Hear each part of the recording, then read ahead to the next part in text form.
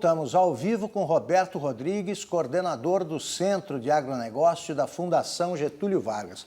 Roberto, nesse primeiro bloco, que eu achei muito interessante pelas informações que você disse, eu fiquei, ao final do bloco, com a sensação de que a nossa apresentação do agronegócio foi muito otimista.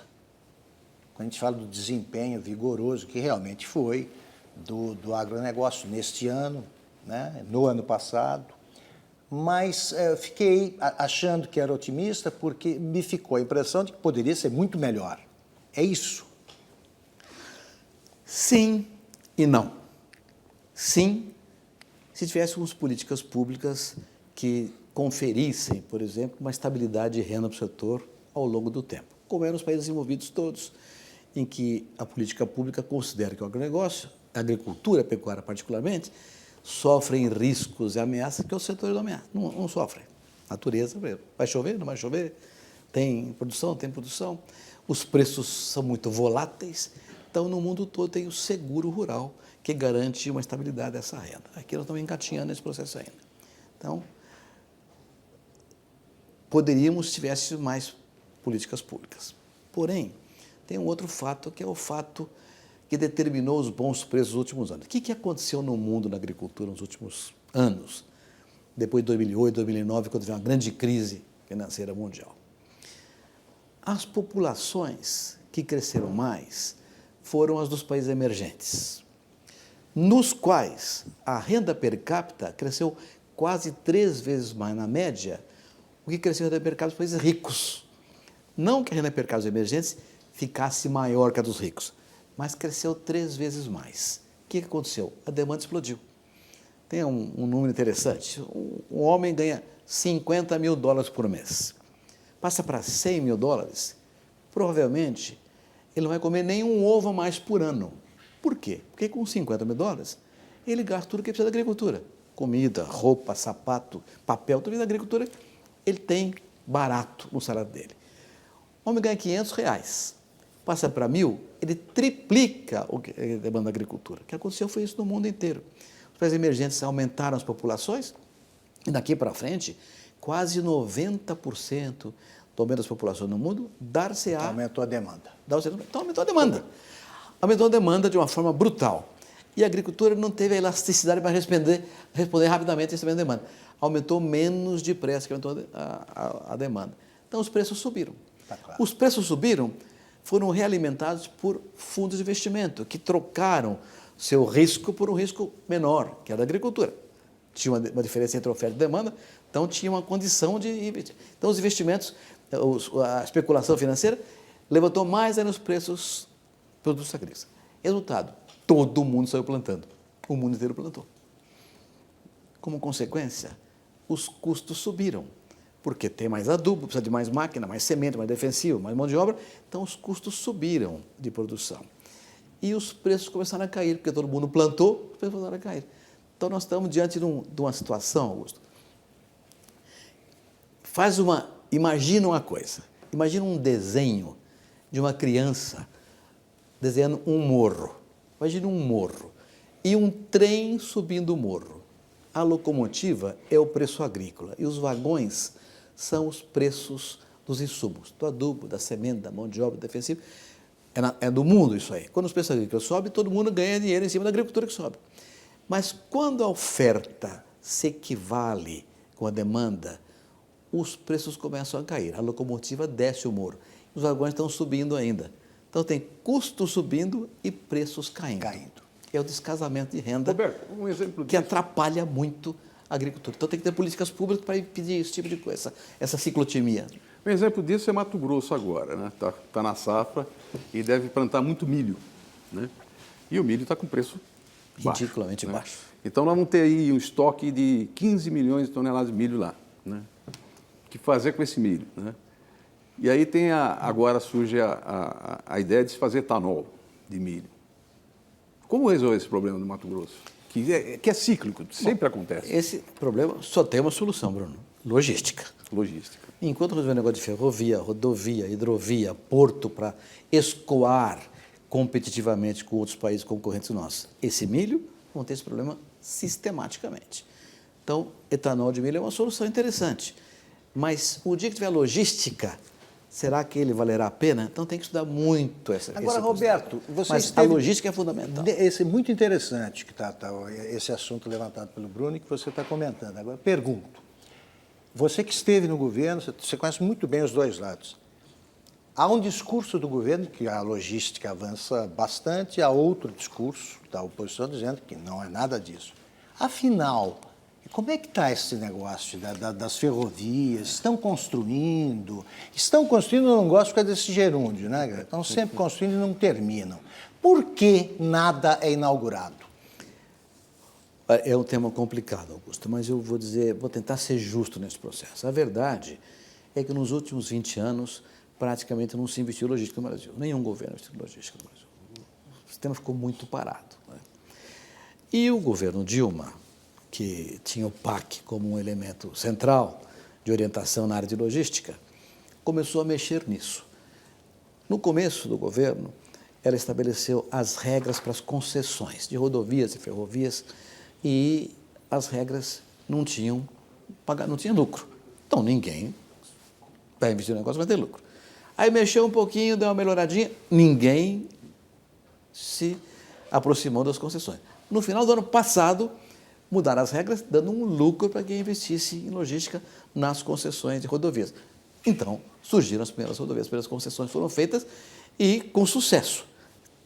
Agora, não é que você fez a concessão que sai construindo rodovia no seguinte, aí tem todo o processo burocrático, a questão do licenciamento ambiental, tem o planejamento estratégico, tem a planta que tem que ser feita, então tem um processo mais lento, mas está andando. Então, é preciso reconhecer que o governo Dilma, no final do ano passado, começou a mexer de verdade com as questões das concessões de rodovias, com lucro para quem investe. Também, portos. A MP dos portos abriu a possibilidade, está acontecendo. Estão reformando portos, melhorando os portos. Os portos eram muito atrasados em termos de infraestrutura mecanizada, né? A robótica nos portos, era muito precária. Está melhorando bastante, mas o processo é lento. Então, o que tem é um projeto muito bem feito da EPL, Empresa de Planejamento Logístico, foi presidido pelo Bernardo Figueiredo, você que entende bem do assunto, e montou um projeto amplo para rodovia, ferrovia, porto, hidrovia, integração. Temos um projeto. Eu perguntei recentemente, e é um bom projeto, mas eu perguntei a um diretor da EPL, escuta, quanto tempo demora no papel esse projeto aí? Vai sair logo? Ele falou, olha, se tudo correr bem, até o fim da década. Então tem que correr tudo bem, é burocracia, uma série de problemas que atrapalham isso aí. Então o que eu acho é o seguinte, tem uma luz no fim do túnel. O túnel é comprido, a luz é fraquinha. Mas vamos chegar lá. Agora, doutor Roberto, tem uma série de investimentos sendo feitos no norte, por exemplo, transporte fluvial de grãos, e com um poder transformador muito grande, inclusive para o centro-oeste.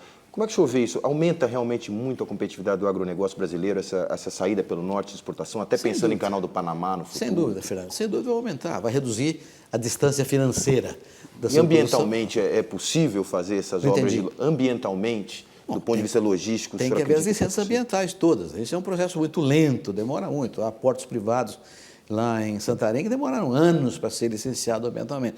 Mas hoje há uma boa vontade, né?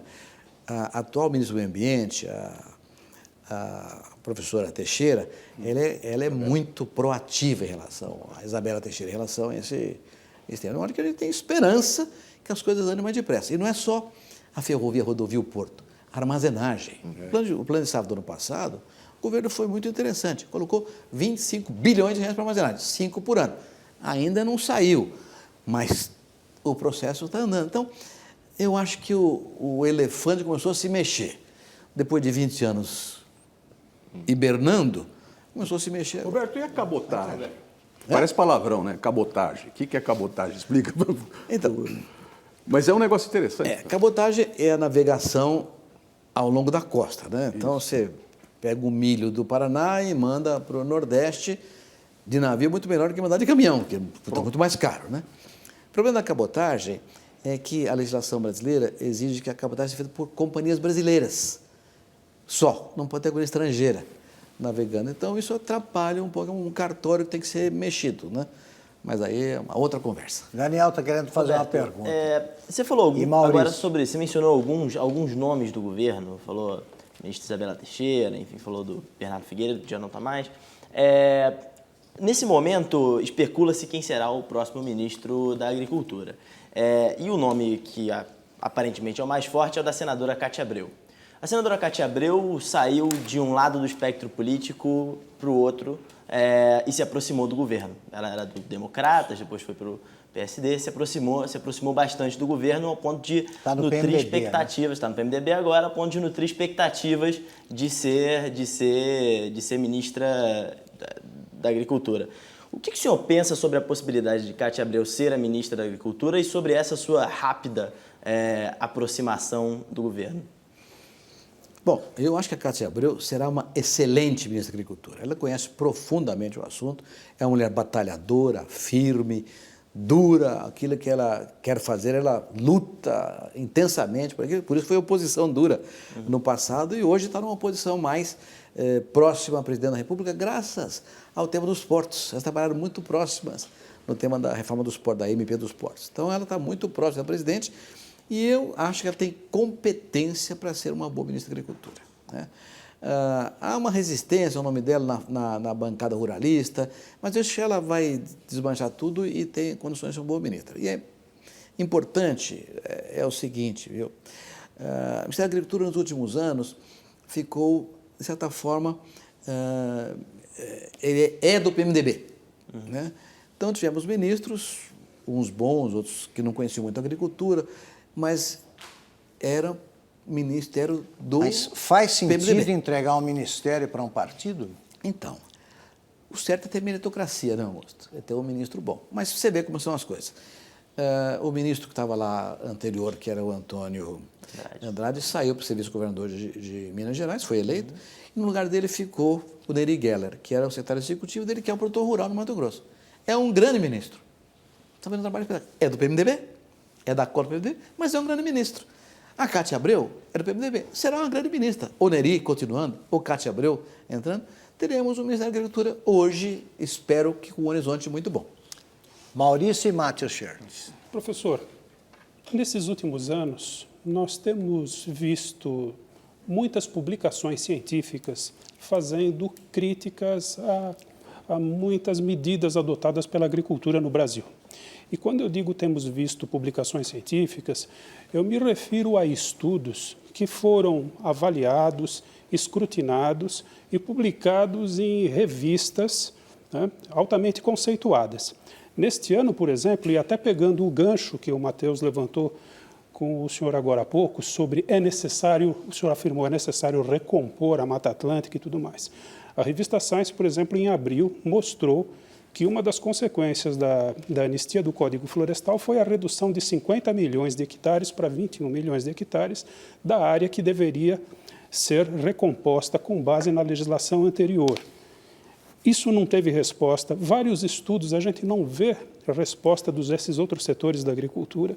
Essa própria publicação que eu mostrei para o senhor, né, colocou que não havia respostas às críticas da ciência. Como que o senhor vê isso? São tantas críticas científicas e a gente não vê aí a comunidade dos defensores das políticas adotadas, como a do Código Florestal, por exemplo, responder de forma igual e em rigor. Tá.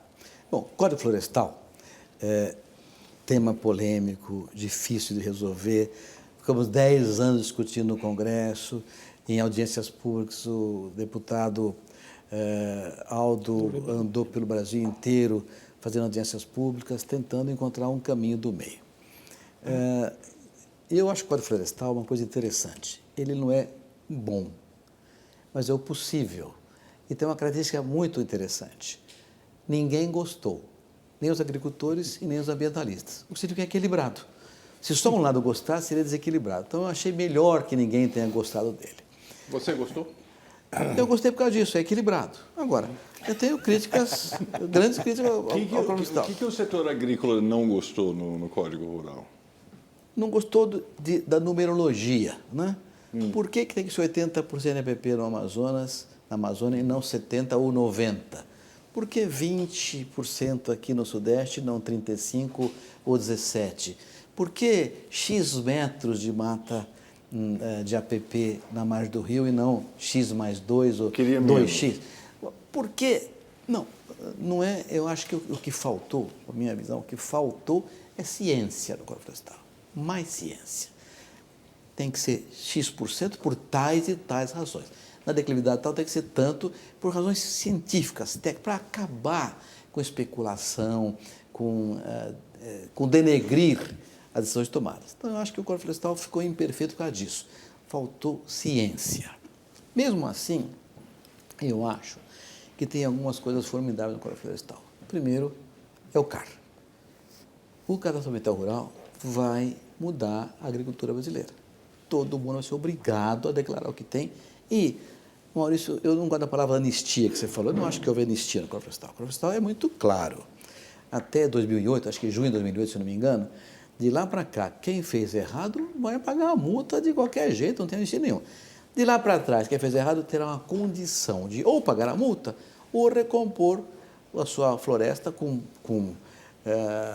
a mata nativa original, com compensação em outras áreas. Então, não houve anistia, houve uma mudança de tratamento do país. Não houve anistia para ninguém. Quem estava errado vai pagar ou vai recompor a floresta dele. Roberto, Oi. eu precisava fazer... Você vai continuar a sua... Eu preciso terminar só com o Maurício. Por favor. Então, desculpa, Augusto. Então, eu acho que você tem razão quando se diz que houve muita denúncia, entre aspas, e não houve uma reação. Mas acho que a reação é o próprio código. O CAR vai ser uma recuperação formidável. Os PRAs vão funcionar adequadamente. Nós vamos ter o pagamento de serviços ambientais, que é uma novidade fundamental no Código Florestal. Antes era que fazer errado, castigo. Agora não, tem prêmio que fizer certo. Então eu acho que tem uma novidade que legaliza o setor de maneira formidável no Brasil. E abre uma possibilidade muito grande de competitividade sustentável para o agro brasileiro. E a adesão grande? As pessoas estão preenchendo o CAR? Estão. Estão? Muitas vezes, Matheus, porque as pessoas nem sabem como é que faz ainda. Mas hoje tem regiões já com números espetaculares. No Pará tem um avanço espetacular do CAR sendo feito lá, inclusive com empresas privadas ligadas a insumos agrícolas ou frigoríficos que estão trabalhando no CAR. Até porque precisa, senão não vai ter dinheiro, não vai ter crédito rural. Então é uma necessidade, todo mundo vai fazer. Roberto, é só... Acho que vai atrasar um pouco, não vai fazer até 15 de junho do ano que vem, tem que fazer, mas vai fazer. Todo mundo Mas deu certo. Transmitir a você a pergunta feita por e-mail pelo nosso telespectador Ricardo Augusto. Ele diz o seguinte: a indústria automobilística mundial investe no desenvolvimento de veículos elétricos. Será que estamos no caminho certo investindo no etanol? É uma boa pergunta do Augusto. As coisas não são excludentes, né? Hoje fala-se num veículo flex ou híbrido, que pode usar a eletricidade e a gasolina, por que não a eletricidade e o etanol também?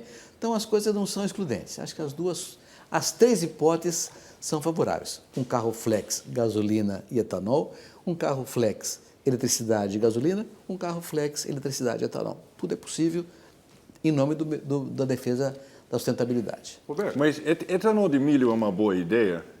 Porque o agronegócio brasileiro sempre defendeu o etanol de cana. Eu lembro de quando o Bush veio para cá, o Lula saiu com uma frase genial, o presidente Lula na época, dizendo: não, Bush, deixa o milho para as galinhas.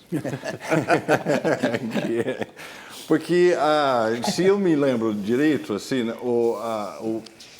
a produtividade da cana é da ordem de 9 vezes mais o insumo original de combustível colocado nele. E de milho, 1,5, 2. Estou certo, gasta, mais ou menos isso. Etanol, então, por que vai fazer etanol de milho aqui o se é etanol tão de improdutivo? cana, você gasta 1 unidade fóssil para fazer 9 renováveis. O de milho é 1 fóssil para fazer 1,5 ou 2 renováveis. Então.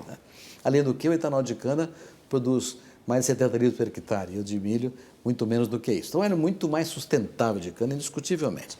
No caso do milho, é um pouco aquilo que o Bruno falou.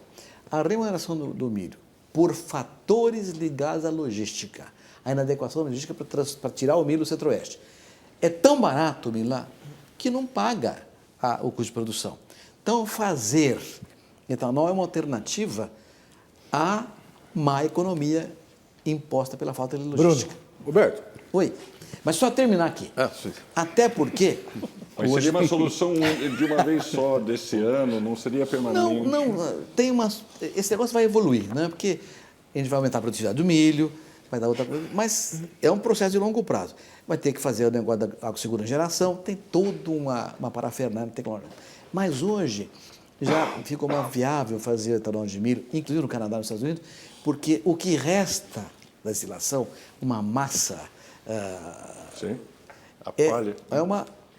é uma ração espetacular, riquíssima em proteína. Então você pode fazer integração milho, etanol, carne, que pode viabilizar o processo. Então vamos falar de suinicultura. Eu recebi um e-mail de um suinicultor que eu gostaria de ler porque é interessante. Ele falou o seguinte, que um fiscal chegou na propriedade dele 2 anos atrás e perguntou o que ele estava dando para os porcos. Aí ele falou, não, eu dou arroz, feijão, salada. Aí o fiscal autuou ele, porque isso é alimento para gente, não é para porco, né? Aí o fiscal voltou 1 ano depois e quis saber o que ele dava para os porcos. Ele falou, eu estou dando lavagem, ração, né? Autuou de novo, né? Você vai contaminar os porcos, né? Resumo da ópera, o fiscal voltou à propriedade na semana passada e questionou ele o que ele estava alimentando os porcos. Ele falou assim, eu não estou dando mais nada, eu dou um vale-refeição para cada porco e cada um vai comer. Eu estou falando isso, é uma piada.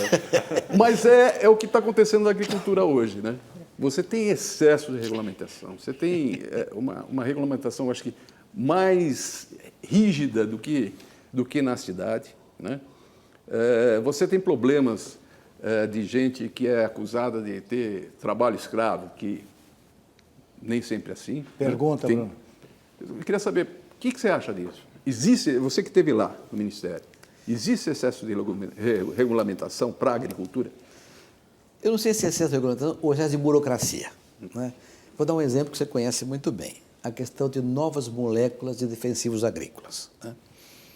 Nós tivemos ano passado, ano atrasado, a invasão da helicoverpa, uma lagarta que veio, não se sabe como, nem de onde, da Austrália, não sei de onde, que chegou na Bahia e fez um estrago em algodão, depois foi para soja, pasto, acabou com tudo, né? Não tinha produto químico para combater a helicoverpa. Então, o governo tem que fazer um negócio meio às pressas para liberar um recurso para combater a helicoverpa. Por quê? Porque o licenciamento de uma molécula demora muito tempo.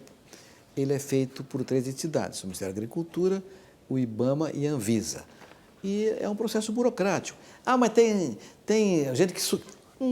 eu não acho que ninguém tem culpa disso. A burocracia que é culpada. Então, você chega a demorar 5, 6 anos para liberar uma molécula nova no Brasil, enquanto em outros países demora 1 ano, 1 ano e meio. Então, quando se libera a molécula nova aqui, ele já ficou velho no outro país. Mas isso é mais rigoroso com a agricultura ou é geral, você acha? Bom, só conheço a agricultura, no resto eu não sei como é que funciona, né? Mas, então, é um atraso que nós temos na tecnologia, ficamos para trás, tecnicamente, por causa da burocracia, né?